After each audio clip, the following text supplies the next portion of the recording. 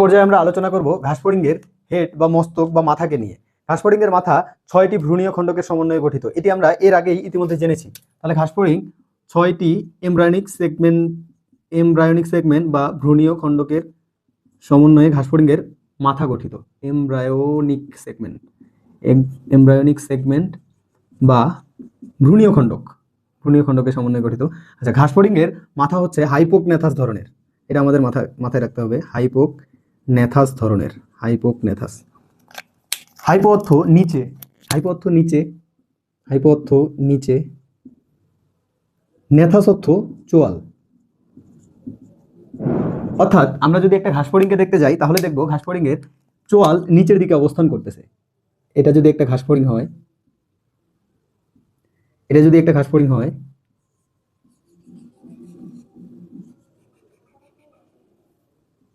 তাহলে ঘাসফড়িংয়ের এই যে চোয়াল নিচের দিকে অবস্থান করছে, হাইপো নিচের দিকে অবস্থান করতেছে চোয়াল। এই জন্য ঘাসফড়িংয়ের মাথাকে বা মস্তকটাকে আমরা বলতেছি হাইপোগনেথাস ধরনের। ঘাসফড়িংয়ের এই হাইপোগনেথাস ধরনের মস্তক এর দেহের সাথে মাথা কত ডিগ্রি কোণ করছে দেখেন তো। দেহ সাথে মাথা কত ডিগ্রি কোণ করছে? 90 ডিগ্রি সমকোণে অবস্থান করে। তাহলে এর মাথা দেহের সাথে কিভাবে অবস্থান করে? সমকোণে অবস্থান করে। ঘাসফড়িং সব সময় সর্বদা একটা শক্ত টুপি পরে থাকে। এই শক্ত টুপি সত্যি সত্যি পরে থাকে না ঘাসফড়িং এর মাথায় একটা ক্যাপসুল থাকে, যেটাকে বলা হয় হেড ক্যাপসুল। কি বলা হয়? Head capsule. ক্যাপসুল মানে আবরণ, হেড মানে মাথা। আমরা মস্তক নিয়ে পড়তেছি, মস্তকের আবরণ, এই কারণে এটাকে বলতেছি হেড ক্যাপসুল। এটাকে আরো ভিন্নভাবে বলা যায় এপিক্রেনিয়াম। ক্রেনিয়াম অর্থ মাথার খুলি বা মস্তকের খুলি। এপি অর্থ বাইরে, মস্তকের বাইরে বা মস্তকের মাথার খুলির বাইরের দিকে একটা আবরণ থাকে, যাকে আমরা বলতেছি এপিক্রেনিয়াম। ঘাসফড়িংয়ের এই যে মস্তক দেহের সাথে একটি নমনীয় গ্রীবার সাহায্যে আটকানো থাকে, এই জন্য মস্তকটা নড়াচড়া করাইতে পারে।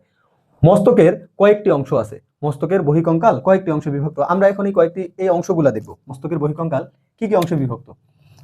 ঘাসফড়িংয়ের মস্তকের বহিঃকঙ্কাল বিভক্ত ত্রিকোণাকার একটা অংশ আছে। এই ত্রিকোণাকার অংশটার নাম হচ্ছে ভার্টেক্স। ত্রিকোণাকার অংশটির নাম কি? ভার্টেক্স। আমাদের মনে রাখতে হবে ভার্টেক্স অর্থ চূড়া বা শীর্ষ। এরপরে এর দুই পাশে এরকম দুইটা অংশ আছে।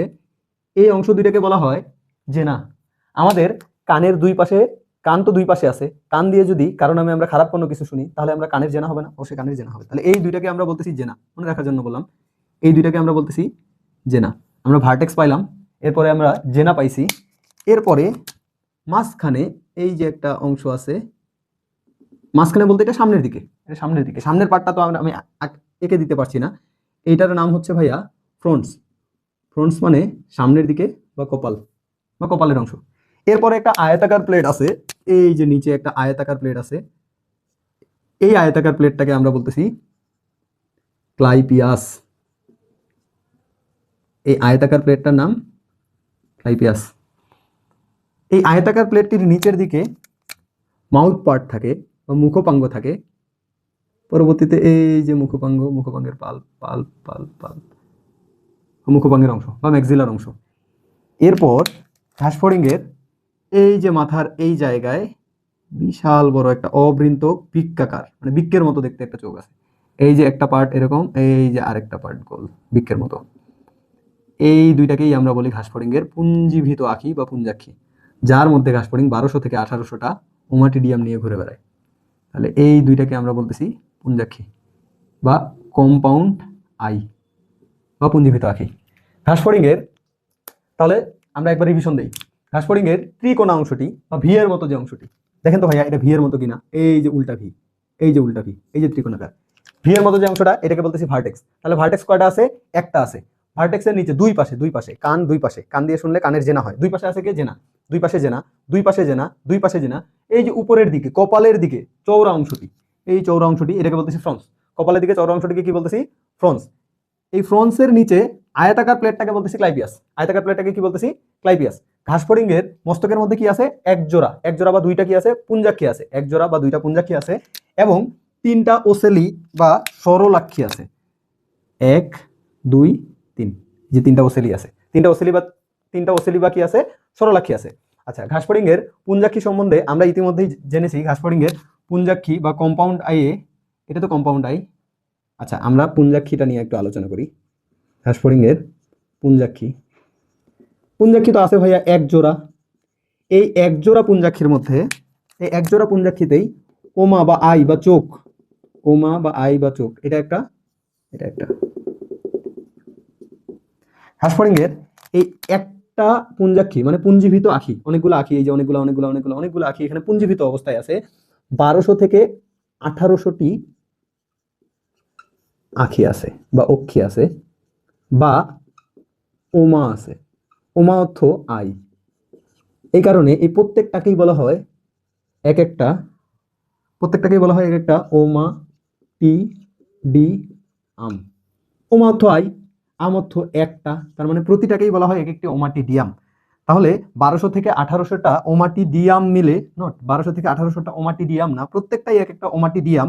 কিন্তু 1200 থেকে 1800 যখন আমি বলবো তখন আমাকে বলতে হবে 1200 থেকে 1800টি ওমাটিডিয়া। ডিয়া হচ্ছে বহুবচন।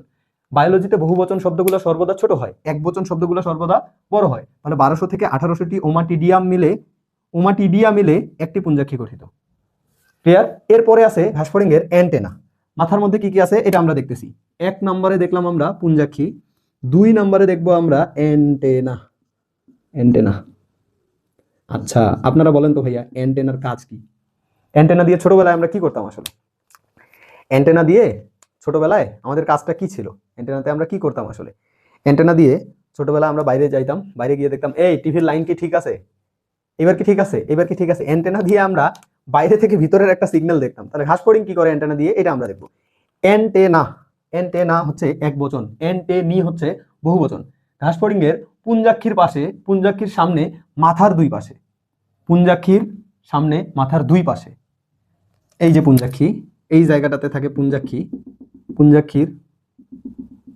পুঞ্জাক্ষীর উপরের দিক বা সামনে মাথার দুই পাশে দুইটা অ্যান্টেনা থাকে।